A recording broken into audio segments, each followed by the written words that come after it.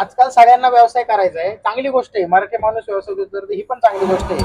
पण छोट्या छोट्या ज्या गोष्टी आहेत ना, ज्या माझ्या अनुभवातून मला येतात ना, त्या मला खरंच सांगू वाटतात. त्याच्यामुळे मी सांगतो. तर माझं एक छोटस गोष्ट लक्षात आली, की भरपूर जे नवीन उद्योजक आहेत किंवा व्यवसाय करतात ना, ते आपलं कंपॅरिझन कायम दुसऱ्यासोबत करतात. आणि आपलं कंपॅरिझन कायम आहे ना, जो व्यक्ती ऑलरेडी त्या क्षेत्रात 8 वर्षे 10 वर्षे 5 वर्षे यासोबत करतात.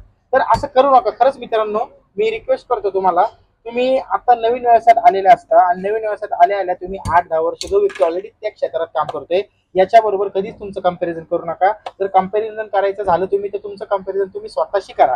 तुमची स्वतःची क्वालिटी कशी मेंटेन राहते, तुमचे कस्टमर कसे जोडले जातील, तुमचे कस्टमर कसे टिकून राहतील, तुमचे कस्टमर तुमच्याकडेच काय येतात याचा विचार करा. जी लोक तुमच्याकडे येत नाहीये ना, यासाठी रडत बसू नका की माझा शेजारचा, माझ्या जवळचा, हा माझ्या जवळ असून का माझ्या बरोबर येत नाहीये. तर मॉरल ऑफ द स्टोरी हीच आहे की हेच रूल आहे, जे जवळची लोक आहेत तीच येत नाही.